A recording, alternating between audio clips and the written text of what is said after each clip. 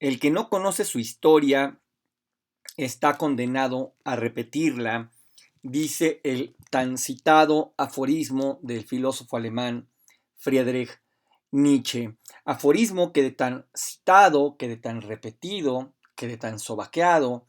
ha dejado de decirnos algo. Lejos de invitarnos a la reflexión, esto se ha vuelto un cliché, se ha vuelto un lugar común. Esto podemos verlo simplemente saliendo a la calle y dándonos cuenta de que la gente cada vez es menos consciente de su pasado, cada vez es menos consciente de su historia y por encima de todo cada vez es menos consciente de los procesos que llevaron a la historia a convertirse en historia, es decir, de los procesos que posibilitaron los hechos. Pensamos o solemos pensar de forma completamente irreflexiva que las cosas simplemente suceden. Al tiempo que decimos que el que no está consciente de su historia está condenado a repetirla, también decimos Dios sabe por qué hace las cosas. Es decir, parece que habitamos en un mundo de contrasentidos y seguimos avanzando así. Esto quizá sea también provocado, y esto es difícil de aceptar, porque el futuro ya pasó. Yo vivo convencido de que después de la Segunda Guerra Mundial, el futuro es algo que terminó, el futuro es algo que tuvo su oportunidad de ser y la desperdició. Y estamos condenados entonces a vivir en un presente perpetuo que no es capaz de mirar ni para adelante ni para atrás. Quien mira para atrás lo hace a veces con nostalgia, a veces con romanticismo, pero pocas veces con sentido crítico, pocas veces lo hace con un sentido empático. Más bien es todo lo contrario. Volteamos al pasado para ver en ello una era mejor que la nuestra o de plano para ver con odio esos procesos que nos llevaron a este momento al cual no le encontramos mayor sentido. No que tenga que tenerlo, por supuesto, ¿no? He estado pensando en estas cosas a partir de que me senté a leer el último libro, o la más reciente novela, mejor dicho, del escritor alemán Bernhard Schling, que es La Nieta. Hola, ¿cómo están todas? ¿Cómo están todos? Es un placer tenerlos nuevamente por acá en este espacio donde ya saben que no hacemos otra cosa que no sea hablar de libros. Mi nombre es Jonathan Frías y sí, hoy hablamos de La Nieta de Bernhard Schling, este escritor alemán nacido, si no recuerdo mal, por ahí del 1944. Es un escritor ya muy grande que salta a la fama internacional. Es un autor de una obra muy extensa, pero salta a la fama internacional con un par de obras. Una de ellas es Olga y la otra de ellas es la mundialmente famosa y merecidamente famosa El Lector, esta historia que fue adaptada al cine y que fue maravillosamente interpretada por Kate Winslet y por Ralph Fiennes, esta historia que nos cuenta la vida de Michael Berg, este personaje que se enamora de Hannah Schmidt, una mujer mayor, una mujer que lo seduce en todas sus formas cuando él es adolescente, que es la única etapa de la vida en la que uno puede enamorarse para toda la vida. Cuando se es adolescente, el amor duele para toda la vida y dura para toda la vida. Y eso lo va a aprender Michael Berg al conocer a esta mujer en una circunstancia totalmente casual, totalmente accidentada, esas cosas que los existencialistas franceses llamaban contingencia, esos azares electivos, que es que en una ocasión, un día cualquiera, Michael Berg viajando en un camión a su casa, se siente muy enfermo y se baja y esta mujer que se dedicaba a hacer los cobros en los camiones lo encuentra y lo auxilia y lo ayuda a llegar a su casa para que él descubra que tiene fiebre escarlatina y que va a pasar meses ahí. Una vez salido de la enfermedad, la busca y empieza un romance que poco tiempo después va a terminar de forma abrupta esta mujer va a desaparecer de la vida de Michael para reaparecer en un momento crucial, que es cuando Michael ya es un joven estudiante de derecho y se están dando juicios todavía sobre criminales de guerra, sobre criminales que participaron de alguna manera con la Alemania nazi, con el régimen de la Alemania nazi. Y es ahí donde Michael Berg se va a ver obligado a confrontar la historia, pero también va a ser obligado a confrontarla de una forma un poco más empática. Es decir, va a tener que, se ve obligado a tratar de entender los contextos. El lector, en el fondo, no es una novela histórica, es una ficción, no es una novela que reflexione sobre los pecados de guerra, no es una novela que reflexione sobre los crímenes de guerra, aunque evidentemente los aborda, sino que es una profunda novela de amor, es una profunda historia de amor que aborda acaso la vergüenza, los pudores más inconfesables. Es una gran, gran historia que nadie puede perderse, ni su versión literaria, ni su versión cinematográfica. Me parecen ambas documentos imprescindibles. ¿Por qué esta larguísima introducción? Porque creo que Bernhard Schlink, como nadie en este momento, reflexiona sobre esos procesos históricos que posibilitaron que las cosas se dieran y sobre todo es alguien que reflexiona sobre la historia precisamente para que no la repitamos. La Nieta, esta novela publicada a finales del año pasado, al menos en español por editorial Anagrama,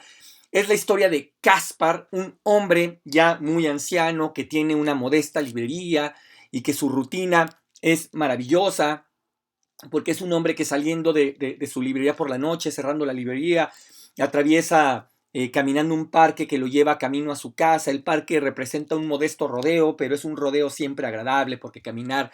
entre los árboles con ese rumor de hierba fresca siempre es maravilloso. Para llegar a su casa, donde lo está esperando su esposa Birgit, que es una pianista que durante mucho tiempo, una mujer que toca el piano, no una pianista, una mujer que toca el piano, que durante muchísimo tiempo lo ayudó con los labores de la librería, pero que de un tiempo para acá ha decidido recluirse en casa para escribir una novela a la cual se está entregando. Pero detrás de esta escena doméstica, digamos, bastante atractiva, bastante romántica, se esconde mucho dolor, porque cada día es más común esta escena donde Caspar llega a la casa y la casa es un desorden de botellas de alcohol vacías y tiradas, eh,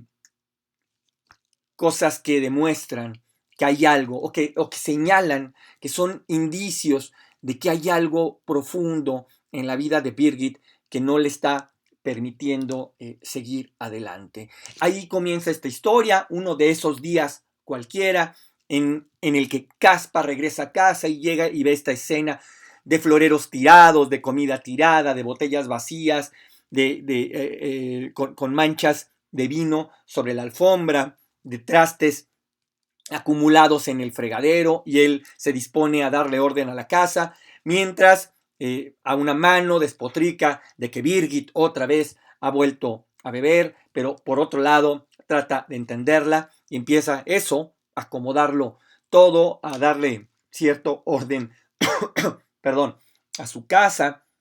hasta que se enfrenta con una escena verdaderamente dramática y dolorosa, que es encontrar a su mujer en la bañera del baño, muerta. Todo parece indicar que, que que se cometió un suicidio y, y todo lo que implica eso, todas las preguntas que plantea un suicidio, todo el dolor que plantea un suicidio. Por supuesto, Caspar hace lo que tiene que hacer en ese momento, que es notificar a la policía, a los paramédicos, y todo ese trama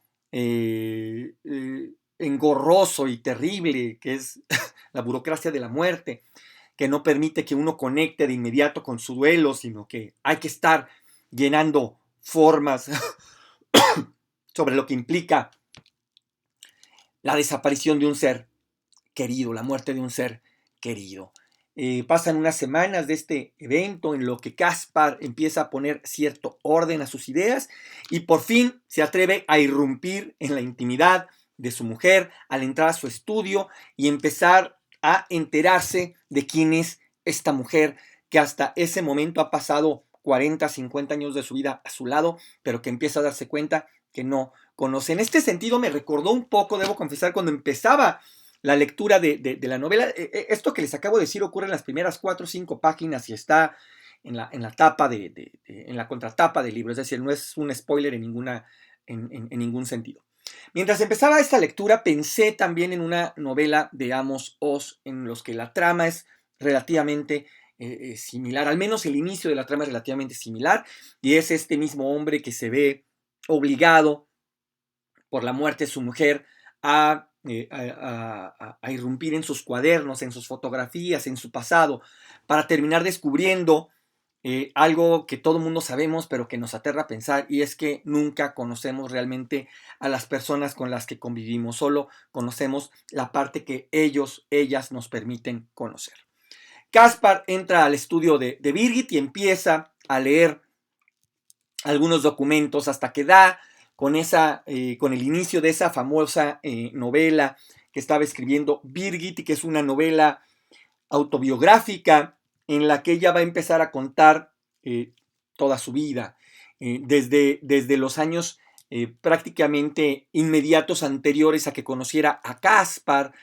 sus relaciones amorosas anteriores, esto todo ocurrido en la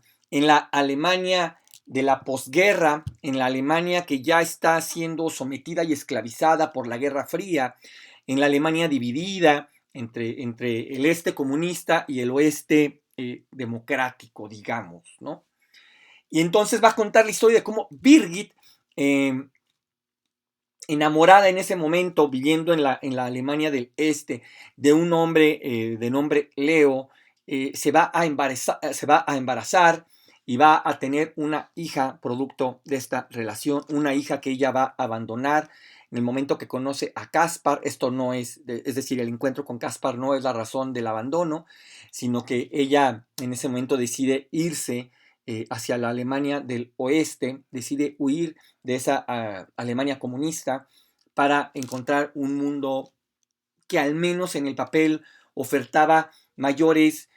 oportunidades, mayores libertades, y huye sin mirar atrás. Pero ese sin mirar atrás siempre es una mentira. ¿Por qué? Porque la conciencia la obliga siempre a estar constantemente, periódicamente mirando hacia atrás a ese mundo. Y en esta novela va a reflejar justamente esa novela que está escribiendo Birgit. En el libro, dentro del libro, va a contar justamente todos esos miedos, todas esas inquietudes, todos esos arrepentimientos, al grado de empezar a planificar incluso cómo buscarla, a empezar a escribir algunas primeras pistas, a empezar a escribir algunos primeros indicios de dónde podría estar aquella hija que abandonó, evidentemente, planes que nunca pudo llevar a cabo de buscarla, porque el dolor fue tanto que la llevó eso a terminar con su vida. Y es en ese momento que Caspar decide continuar la búsqueda de Birgit. ¿Acaso no tanto, o mejor dicho, sí, en el sentido de completar esa búsqueda, de cumplir una suerte de última voluntad y ver cómo podía ayudar a esta hija? Pero también, y creo que esto es más importante, para tratar de entender a su mujer, para tratar de entender a esa persona con la que estuvo viviendo durante tantos y tantos años y que en ese momento tristemente se da cuenta que nunca conoció, que todo esto es información que a él está resultando completamente nueva, que él jamás había escuchado nada de esto, ¿no? Y entonces empieza esa búsqueda justo donde la había dejado Birgit, y va a comenzar ese proceso expiatorio de la historia alemana. ¿Por qué? Porque Caspar, después de algunas primeras visitas a la ciudad donde vivía Birgit, encontrar a una amiga, Paula, que fue quien le ayudó a dar en adopción a la niña, le dice a dónde fue a dejarla, busca a esos padres adoptivos que han perdido completamente contacto con ella desde hace mucho tiempo, pero le hablan de algún novio, entonces va a buscar al novio y el novio le dice que él le perdió la pista en tal lado. Es decir, después de una intensa búsqueda detectivesca, logra dar con esta niña, con esta mujer ya en este momento, ya una mujer adulta, casada, y es ahí donde se va a dar, digamos, con la primera pared, porque esta mujer está casada con un nacionalista alemán, con una suerte de neonazi. Y va a tener que confrontar esa parte de la historia, ¿no? La misma hija de Birgit es nacionalista y tienen una niña adolescente de 14 años que Caspar la va un poco a adoptar como si fuera su nieta de sangre, quiero decir. En este caso, él va a ser una especie de abuelastro que va a intentar por todos los medios acercarse a ella, discutir con ella, para tratar de hacerle ver que estas cosas con las que ha crecido, esta ideología en la que la han educado, es una mentira, ¿no? O en todo caso, es una historia de es la historia de las mentiras que a ella le han contado y confrontarla con las mentiras que nos han contado a nosotros. En un primer momento, cuando Caspar llega a la casa de esta familia, encuentra en la sala un retrato, por decir algo, de Rudolf Hess, el tremendo comandante del campo del asqueroso y maldito campo de concentración de Auschwitz. Y ellos están convencidos de que hay una mentira, que el holocausto nunca ocurrió, que a Rudolf Hess no se suicidó, sino que lo asesinaron, en fin. Se va a tener que confrontar con ese pasado. Y esto, y creo que me parece fundamental dentro de la novela de la nieta, es que Bernhard Schlink plantea el problema de cómo le vamos a hacer desde estas generaciones que son las inmediatas a la guerra, las que ya no lo vieron, pero que estaban suficientemente cerca de ella como para recordarla, cómo le va a ser esa generación de hombres y de mujeres ya muy, muy viejas, muy cansadas, para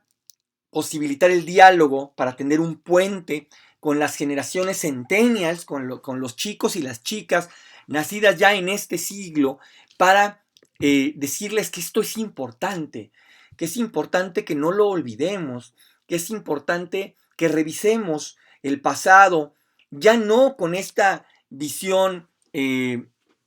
redentora, porque la historia es irredimible, no hay nada que redimir del pasado. El pasado se constituyó como fue y es eso, irredimible, es inamovible. Y entonces lo único que podemos hacer es conocerlo, entenderlo, no justificarlo, porque tampoco somos jueces de la historia, tampoco somos jueces del pasado, pero sí aprender de él lo suficiente para poder leer en el futuro los pasos, los historiales. Me gusta cómo hacen los médicos de plantear historiales clínicos, de ver cómo las enfermedades nos cuentan una historia para saber cómo es que el paciente llegó a tal grado de enfermedad, si había todos esos indicios. Bueno, creo que lo mismo ocurre con las naciones, que las naciones y los pueblos se enferman de historia, y que rara vez podemos leer justamente esos indicios. Y eso es lo que intenta hacer